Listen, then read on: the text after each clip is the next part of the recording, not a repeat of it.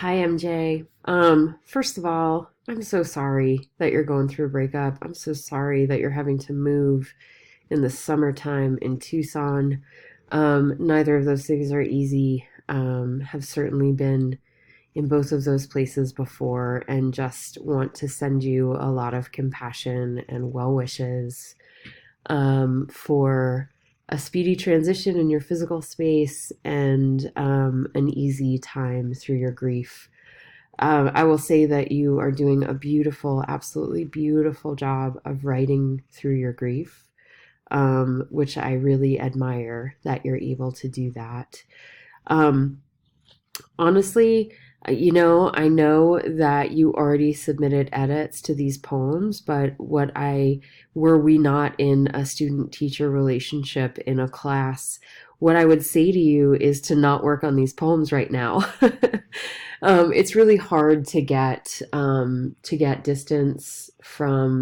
enough distance from a poem to truly work on it and do the work of editing it when it's about a very recent and very fresh feeling experience. I am actually a big fan of writing during those times, like you are now. But in terms of editing and refining these poems, I would give yourself a couple months before you really dive back in. So my suggestion would be to set them aside for a month or two and return to them when you have some distance from the breakup so that you could also have some distance from the poem, and see it as a piece of art, and see it less as catharsis and more as a creative work, right? Hope that makes sense. I will say a couple of things. I do want to answer your questions. Um, I absolutely got that you were going to someone's house. I absolutely got from the details you included and the descriptors that you included in this first poem that there was a sense of impending loss walking towards this house, walking towards this door.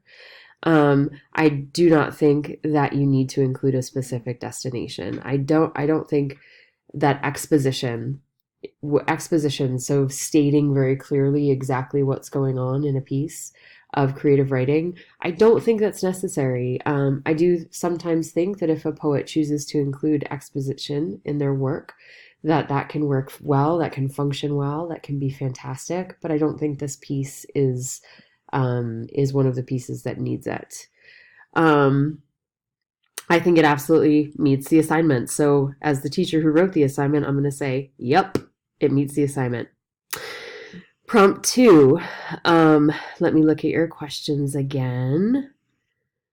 I feel like I repeated a lot of the same imagery. Let me start with the second one. I definitely got the sadness, and I also got the sense of beauty that you were surrounded by. So I think that worked well. I think you did accomplish that. In terms of it being shortened, I don't know. I really like the repetition in your work. I really like the repetition in this poem. I like that you end it with, I'm sorry, I love you, I'm not ready. I felt it, I still feel it, I just can't, not right now. I recognize that those are repeated lines, but there's something about the stacked repetition of those lines that works really well for me as an ending of this piece. Um, and I don't know. I think that trying to shorten it is unnecessary. I don't think you need to shorten it. I think that one of the strengths of your work as a poet is your ability to dive deep into an experience and describe it in great detail. So that's what I want to say for now, but my recommendation is to please continue to work on these. Here we are. It is June 25th. So perhaps August 25th, my recommendation would be to come back to these poems and spend some more time with them and see how you feel with a little bit of distance. So thank you so much, MJ. I hope you're taking really good care of yourself and really appreciate your work and the vulnerability of this work this week.